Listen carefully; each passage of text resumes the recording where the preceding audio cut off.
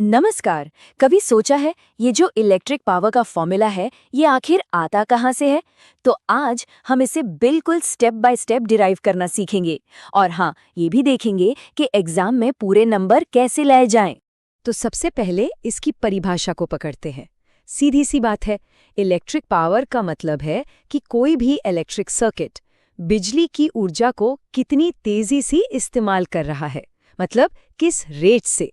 इसे ऐसे समझिए, जैसे किसी पाइप से पानी बह रहा हो। पावर का मतलब हुआ कि 1 सेकंड में कितना पानी बहा। जितनी तेजी से बहेगा भाई उतनी ही ज्यादा पावर होगी। तो सवाल ये है कि ये सब शुरू कहाँ से होता है?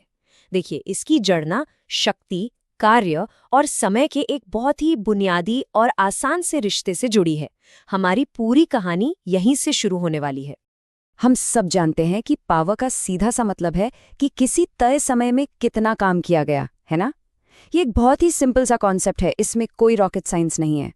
तो फॉर्मूले के रूप में हम इसे लिखते हैं P = W/T। बस यही हमारा शुरुआती पॉइंट है।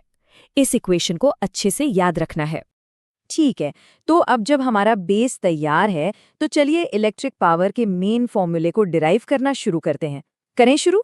पहला कदम, हम यहाँ पर इलेक्ट्रिक वर्क यानी W का फॉर्मूला इस्तेमाल करेंगे। ये बहुत सिंपल है।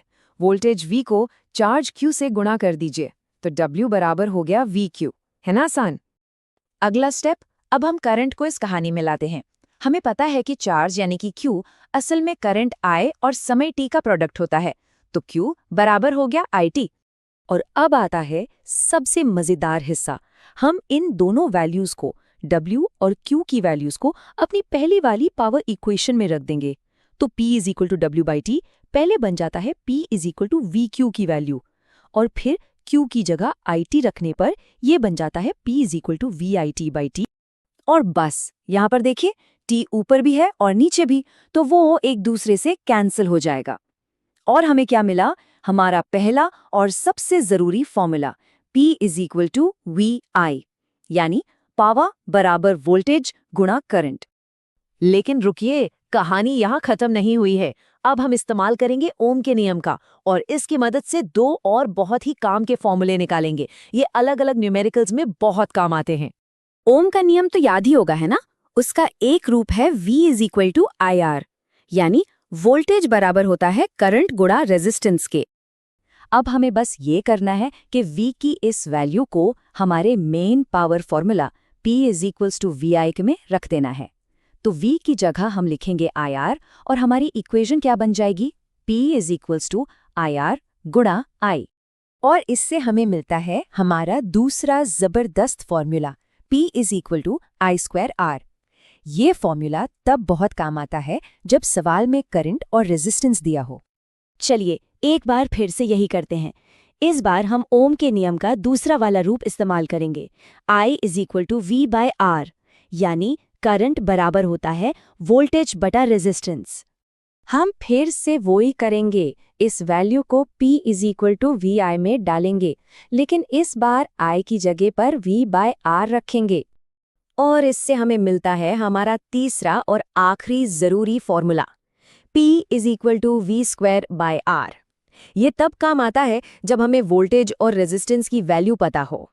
चलिए, तो अब तक जो भी हमने सीखा उसे एक साथ समेटते हैं और देखते हैं कि परीक्षा के लिहाज से क्या बातें ध्यान में रखनी है। तो आखिर वो 3 सबसे जरूरी सूत्र कौन से हैं जो परीक्षा के लिए बिल्कुल रट लेने हैं?